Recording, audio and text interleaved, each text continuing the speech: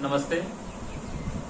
इससे पूर्व हम लोग कबीरदास जी की साखी पढ़ रहे थे, जिसमें कुछ दोहे को मैंने पढ़ाया था।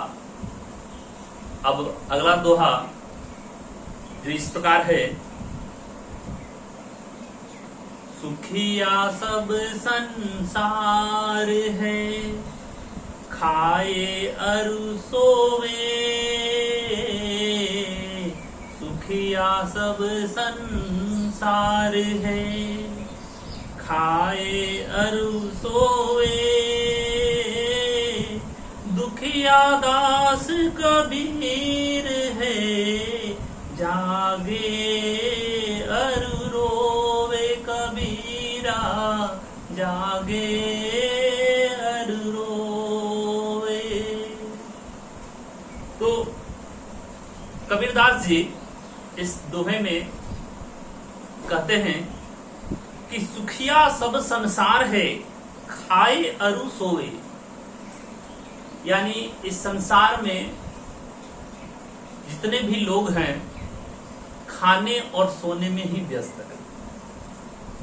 यानी हमारा जो संसार है वो इस मोह माया में ही फंसे हैं, और इस मोह माया में फंस कर ही और भगवान से बिछुड़े हुए हैं। और इसी में सभी संसार सुख भी मानते हैं कि इसी में सब सुख है। यानी अब जो है सुख की परिभाषा ही बदल गई है। लेकिन दूसरी तरफ कबीरदास जी जो हैं, दुखिया दास कबीर है, जागे अरु रोवे। कबीरदास जी कहते हैं जागे और अरु। जाग रहे हैं किस लिए? भगवान की भक्ति पाने के लिए। उसके विरह में, यानी उससे संयोग नहीं हो पाया है, जिसके कारण वो रो रहे हैं। और वो दुखी हैं इस बात पर कि हम इतना प्रयास कर रहे हैं, इतने सब कुछ हम छोड़ चुके हैं, मोह माया सब कुछ छोड़े हुए हैं, लेकिन इतने प्रयास के बावजूद भी हम भगवान को, ईश्वर को, ज्ञान को प्राप्त नहीं कर पाए हैं, और जिसके कारण वो दुखी हैं। तो हम लोगों को इसलिए कबीरदास जी कहते हैं कि मोह माया जो है सब त्याग करके भक्ति भावना से प्रेरित होकर भगवान की भक्ति में ही सभी संभव है, और ज्ञान की प्राप्ति तभी हो सकती है। दूसरे दोहे में है, विरह भुवंगम तन बसे, मंत्र न लागे कोई। राम वियोगी ना जीवे, जीवे तो बौरा होई। कबीरदास जी कहते हैं कि राम के वियोग में, यानी भगवान ईश्वर के वियोग में ऐसा महसूस होता है जैसे कि विरह भुवंगम तन। भुवंगम यानी सांप, जैसे हमारे शरीर को सांप ने जकड़ लिया हो। और कहते हैं कि जब सांप जकड़ लेता है तो तंत्र मंत्र वगैरह भी करने लगते हैं, लेकिन कोई मंत्र साथ नहीं देता। इस तरह से जब राम के वियोग में, यानी भगवान के वियोग में हम लोग रहते हैं, तब उस समय सांप की तरह ही हमारा तन भी लगने लगता है कि जैसे सांप हमारे तन को जकड़ लिया है। और तब कोई उपचार संभव नहीं हो पाता, सभी उपचार व्यर्थ हो जाते हैं। और इस संसार में जब राम वियोगी जो होते हैं, राम वियोगी यानी मोह माया लोभ सबका त्याग करना, और इसे जो कर लेते हैं, और जो ये विरह में रहते हैं, यानी भगवान का विरह में रहते हैं, तो लोग उसे पागल करार कर देते हैं। यानी कि अभी के युग में जो लोभ मोह माया धन दौलत इसी में व्यस्त रहते हैं, तो उसी को सुखी मानते हैं और उसी को कहते हैं। और लेकिन जो भगवान का भक्त होते हैं तो उसे क्या करते हैं? पागल करार देते हैं। उसके बाद अगला दोहा है, निंदक नेड़ा राखिए आंगनी कुटी बंधाई, बिन सावन पानी बिना निर्मल करे सुभाई। अर्थात जो हमारा निंदक होता है, जो हमारी निंदा करता है, उसको पास में रखना चाहिए। यानी इतना पास होना चाहिए कि हमारे घर के आंगन में ही रहे तो वही अच्छा है। यानी कि हम अपने ही पास में, नजदीक में रखे उसे।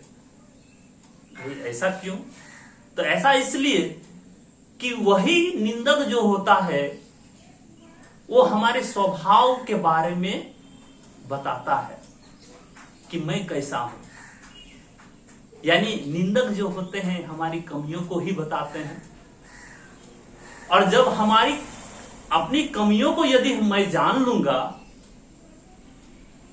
तो हमें अपने हमारे अंदर जो बुराइयां हैं, जो हमारी कमियां हैं, उसको जान लेंगे और उसको दूर करने का प्रयास करेंगे। अर्थात बिन साबुन पानी बिना, यानी बिना प्रयास के, बिना साबुन और पानी के ही हम अपने स्वभाव को बदल सकते हैं। निर्मल करे सुभाई, यानी अपने स्वभाव को हम बदल सकते हैं। कैसे? निंदक को यानी अपने पास रखकर, हमारी जो बुराई करता है उस बुराई को सुन करके हम चाहेंगे तो हम अपने स्वभाव को बदल सकते हैं, हम स्वभाव को फिर से सुधार सकते हैं। इसलिए कबीरदास जी का मानना है कि जो निंदक होते हैं उससे दूर नहीं हटना चाहिए, बल्कि उसको अपने पास ही रखना चाहिए। आगे फिर दोहा है, पोथी पढ़ी पढ़ी जग मुआ, पंडित भया न कोई, एके आसिर पीव का, पढ़े सुपंडित होई। यहां पर कहते हैं कि लोग बहुत सारे ग्रंथ, बहुत सारे पोथी किताबें सब पढ़ लेते हैं, कोई ज्ञानी नहीं कहलाता, कोई विद्वान नहीं कहलाता है। कबीरदास जी का मानना है कि सिर्फ किताबें पढ़ने से ही ज्ञान की प्राप्ति नहीं हो जाती है, बल्कि एक ही आसिर पीव का, यानी अपने प्रिय का, पीव के यहाँ अर्थ बताया गया है प्रिय, यानी प्रिय कौन? हमारा ईश्वर। ईश्वर के बारे में यदि थोड़ा सा भी यदि जान लेते हैं तो कहते हैं पढ़े सो पंडित होई, और उस अक्षर को यदि जान लेते हैं तो हम ज्ञानी बन जाते हैं, तभी हम पंडित बन सकते हैं। अर्थात कोई किताब सिर्फ पढ़ लेने से कोई पंडित नहीं होता। एक और यहां पर बोला जाता है कि एक से यहां तो सिर्फ अर्थ हुआ है ईश्वर की प्राप्ति करने का, लेकिन यहां प्रेम के महत्व के बारे में भी एक जगह कहा है कि पोथी पढ़ी पढ़ी जग मुआ, पंडित भया न कोई, ढाई आखर प्रेम के, पढ़े सो पंडित होई। यहां पर ढाई आखर एक और जगह लिखा हुआ है, ढाई आखर प्रेम, यानी ढाई अक्षर, प्रेम का जो शब्द है वो ढाई अक्षर का होता है। और जो सभी लोगों से प्रेम करना सीख जाता है, यानी सभी जीवों से, सभी नदी, तालाब, पेड़ पौधे, जीव जंतु, सभी से प्रेम करना सीख जाते हैं, तो वही सबसे बड़ा पंडित होता है। न कि किताबें पढ़ने से पंडित कहलाता है, ज्ञानी कहलाता है। इसलिए प्रेम के महत्व को जाने। कबीरदास जी का माना प्रेम और ज्ञान और ईश्वर की भक्ति, इन चीजों को जानिए, तभी हमें ज्ञान की प्राप्ति हो सकती है। अगला है, हम घर जालिया आपना, लिया मुराड़ा हाथी, अब घर जालो तास का, जे चले हमारे साथी। कहते हैं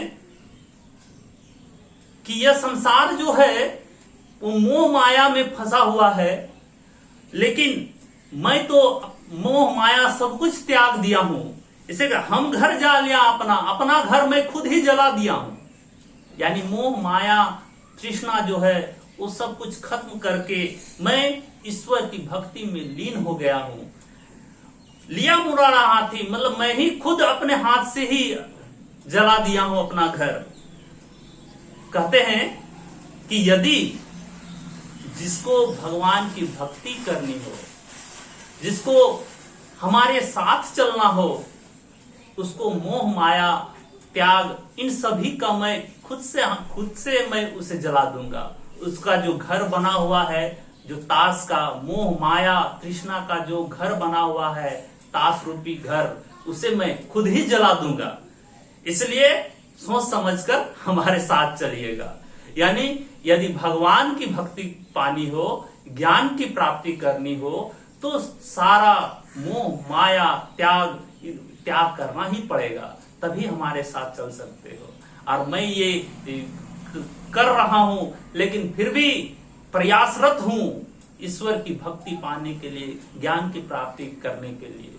और इसी तरह कबीरदास जी का मानना है कि आप भी ईश्वर की भक्ति में लीन हो जाइए और ज्ञान की प्राप्ति कर अंधकार से प्रकाश की ओर आगे बढ़ें।